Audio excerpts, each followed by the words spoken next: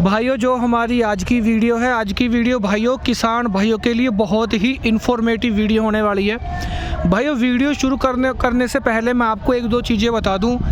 ये वीडियो हम यूपी में, उत्तर प्रदेश में शूट कर रहे हैं और भाइयों यहाँ पे जो राज्य सरकार है, इन्होंने 3-4 बार सब्सिडी निकाली थी, लेकिन जो इस टाइम कह सकते हैं कि अभी कुछ दिन पहले एक डेढ़ या 2 महीने पहले ही एक सब्सिडी नई स्कीम इन्होंने डाली है।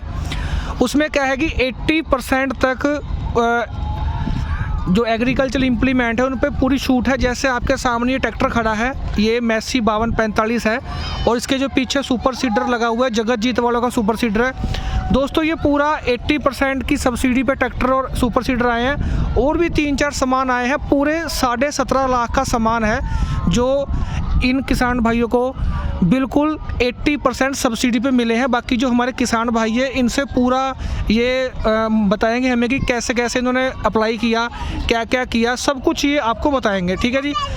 2-3 तरीके की सब्सिडी आई थी। एक तो 80% की आई थी, 60% की आई थी, 40% की आई थी। चलो खैर, फ़िलहाल हम इस वाली 80% वाली सब्सिडी के बारे में बात करेंगे।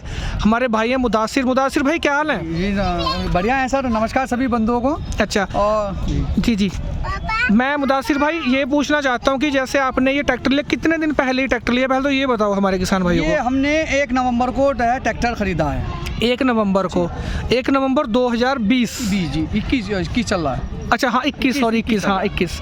तो अभी तो 1-1.5 महीना हुआ है ना भाई? जी 1-1.5 महीना हुआ है। अच्छा, तो इसमें क्या क्या प्रोसीजर रहे? जैसे आपने ये सब्सिडी वगैरह का जो इसमें लिया आपने?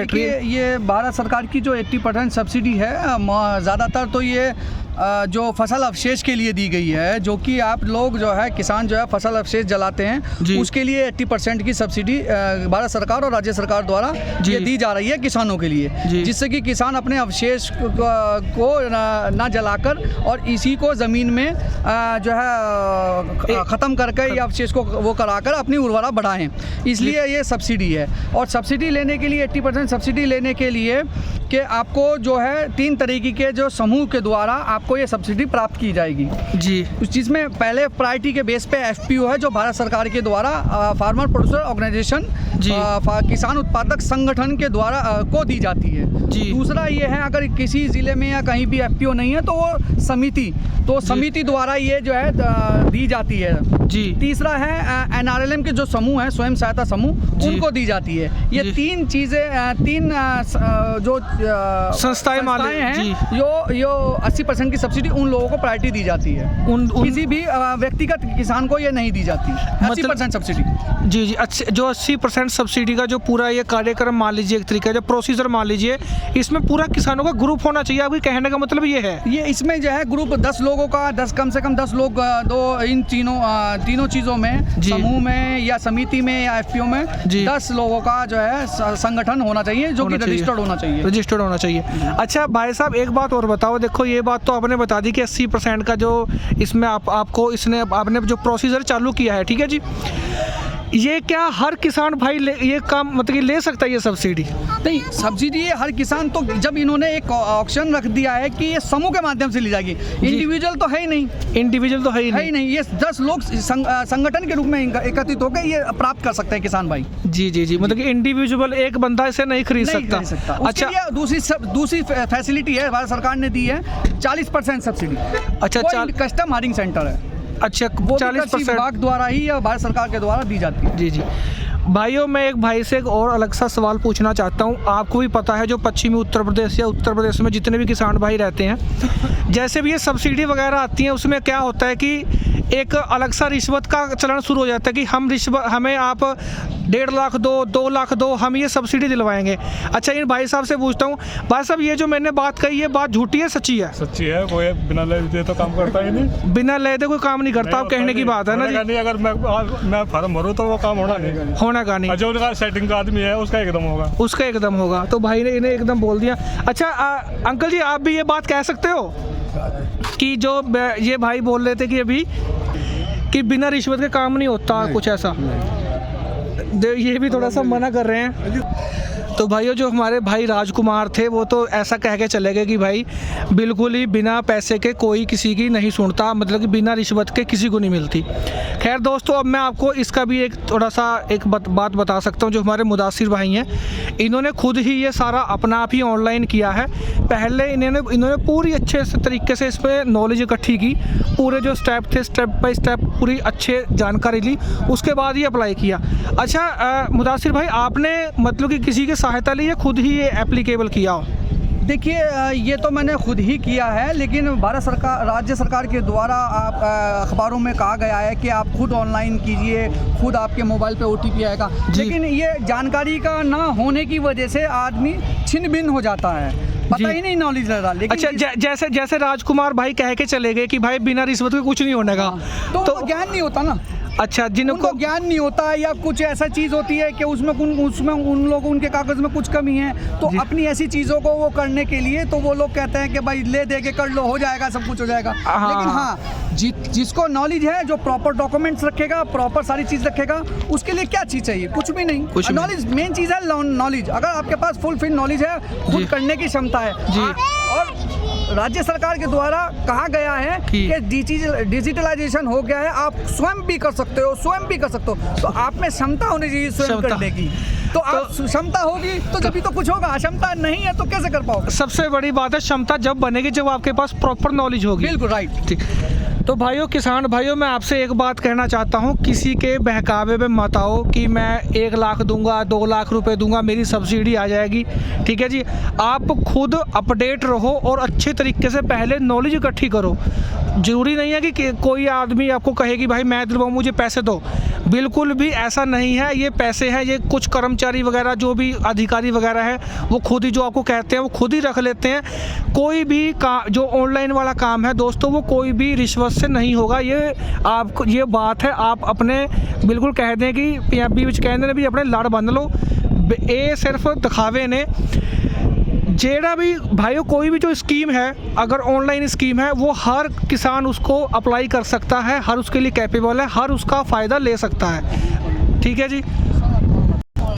उसके बाद भाई से पूछते हैं कि भाई मुदासिर भाई से कि आपने क्या क्या सामान लिए। मुदासिर भाई, आपने जैसे सामान क्या क्या लिए, एक बार वो गिनवा दीजिए आप। देखिए, जो फसल अवशेष के अनुसार जो 15 लाख में 35% आपको वो यंत्र खरीदने पड़ेंगे जो कि फसल अवशेष के होंगे। जो मतलब कि मैं आपको थोड़ा सा किसान भाई आपको आसान भाषा में बता देता हूँ। ये जो भाई वर्ड बोल रहे हैं, हाँ, फसल क्या बोल रहे भैया? फसल अवशेष। थोड़ा सा मेरा ट्यूनिंग गलत हो रही है। उसमें एक तो मल्चर आता है, एक आता है प्लो, जितने भी पुराल जलाने के या गन्ने की पत्ती जलाने के जो उससे जलाने से बचने के लिए जो इम्प्लीमेंट है वो आते हैं, है ना भाई? ऐसे ही है ना? बिल्कुल बिल्कुल बिल्कुल। अच्छा, और क्या क्या लिया जी? उसके साथ जो है एक जो बाकी 65% की है वो उसमें एक ट्रैक्टर लेजर लेवलर। अच्छा, ट्रैक्टर लिया है, एक लेजर लेवलर और एक सुपर सीडर लिया आपने, है ना? वो तो ट्रैक्टर के साथ है, ये फसल अवशेष में आता है। अच्छा, सुपर सीडर, एमबी प्लाउ और रीपर सेल्फ हेल्प रीपर कंबाइंडर, जो गेहूं काटने की मशीन होती है, जी वो जी 35% में है। अच्छा, वो 35% में है। और जो हमारा ट्रैक्टर और लेजर एंड लेवलर है, वो हमारा 65% की स्कीम, वो 65% की स्कीम है। जी जी, वो 35% लेना ही लेना अनिवार्य है। जी जी जी जी भाइयों, मैं यहाँ पे जो 35% और 65% भाई बता रहे हैं, ये है कि इम्प्लीमेंट में कितने परसेंट कौन सा इम्प्लीमेंट लेना है। लेकिन जो शूट है, जो अपना शूट तो नहीं कहूँगा मैं, ऐसे जो सब्सिडी है वो 80% ही है ना? ऐसा ही है ना भैया? 80% ही है। 35% उसमें फसल अवशेष का जोड़ दिया। जी जी।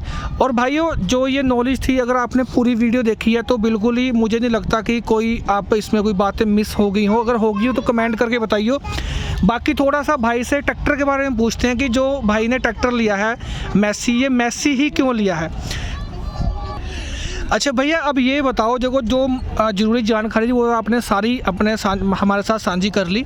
अब ये बताओ कि आपको मैसी 5245 ही क्यों पसंद आया? आपने कोई और ट्रैक्टर का जो चयन है वो क्यों नहीं किया?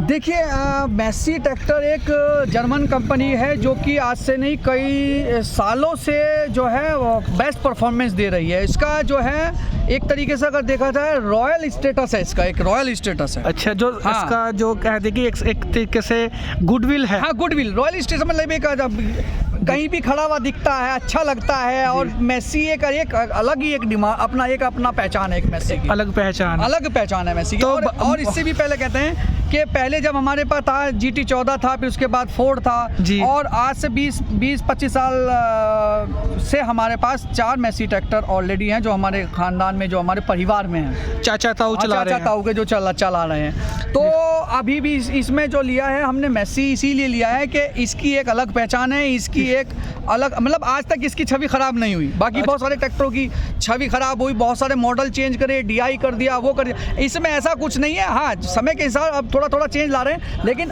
जब से लेके अब तक इसकी परफॉर्मेंस बेस्ट है। तो किसान भाइयों, मैं आपको थोड़ा सा एक बात और बता देता हूँ। आप कुछ जो मेरे पंजाब वाले वीर ने कमेंट करनगे भाई ये तो सुपर सीडर, ये ट्रैक्टर तो सुपर सीडर नहीं चलना। भाइयों, जो हमारे यहाँ यूपी की जो ज़मीन है, जो पश्चिमी यूपी की, मैं थोड़ा सा पर्टिकुलर बात करूँगा यहाँ पे।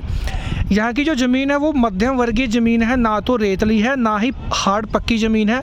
तो हमारे यहाँ पे जो 50 HP का ट्रैक्टर है वो अच्छे से 7 फीट का सुपर सीडर चला देता है, उसे कोई ज़्यादा फ़र्क नहीं पड़ता, वो आराम से चला देता है। अच्छा, जैसे इसकी परफॉर्मेंस वगैरह आपने चला के देखा तो ट्रैक्टर ज़्यादा दब तो नहीं रहा था भाई? नहीं, दबा नहीं, बहुत अच्छा है। और बल्कि ये तो बल्कि लो के सेकंड लोगों में भी बड़े अच्छा चलता है। फर्स्ट की तो दूर की बात मान लीजिए। अच्छा, लो के सेकंड में भी हम इसको हैप्पी सीडर पे चला देते हैं। अच्छा, सुपर सीडर पे। अच्छा, लो के सेकंड में भी चला जाता है। हाँ, लो के सेकंड में बढ़िया। जी। क्या चीज़ होती है कि जो इसका जो RPM है वो सुपर सीडर के और ट्रैक्टर के अगर दोनों मैच कर रहे हैं तो ट्रैक्टर पे लोड नहीं पड़ेगा। हाँ, दोनों के RPM में अगर अंतर है तो ट्रैक्टर लोड लेगा। जी, बिल्कुल। वीरो एक गल मैं तुहानूं होर दसदा, हजे ਜਿਹੜੇ अपने मतलब कि पराली वाला खेत इन्ना बिल्कुल नहीं बागे देखा, सिर्फ इन्ना सादे खेत बागे देखे ने। हजे ट्रैक्टर जिहड़ा सिंपल है। सरताज भाई, कितने ट्रैक्टर चलाया अभी ये तो अभी थोड़ा ही चला है, 50 घंटे चला है ना भाई, बता रहे भाई अभी 50 घंटे ही ट्रैक्टर चला है। बाकी इसकी जो पूरी वीडियो है, चलते हुए की वीडियो है, वो जल्दी ही हम इसकी बनाएंगे और इसी चैनल पे अपलोड करेंगे। अच्छा मुदासिर भाई, चलते हुए की वीडियो फिर बनाए इसकी 1 हफ्ते के बाद? जी बिल्कुल। नहीं, चाहे जब ये खेत में जब चलेगा ना जी, तो हम आपको जरूर कॉल करके जो है आमंत्रित करेंगे और इसकी पूरी अच्छी तरीके से पूरा जो है अपने इस तरह से वीडियो बनाइए। ठीक है। तो भाइयों, इसका वीडियो भी हम मुदासिर भाई ने कह दिया कि बिल्कुल आपको बुलाएंगे और इसका वीडियो डालेंगे, तो जल्द ही वीडियो डालेंगे। बाकी इस वीडियो में कोई नॉलेज की किसी तरीके की कोई कमी रहेगी हो तो आप ज़रूर हमारे साथ ये कमेंटों में शेयर करें। ठीक है जी। कौन भाई ये 15 लाख वाली स्कीम ले पाए हैं या कौन भाई नहीं ले पाए हैं, और जो मैंने शुरू में जो बात हमारे राजकुमार भाई कह के गए हैं कि भाई बिना रिश्वत के कुछ नहीं होता, उस भाई से कितने भाई सहमत हैं वो ज़रूर बताइए। Thank you.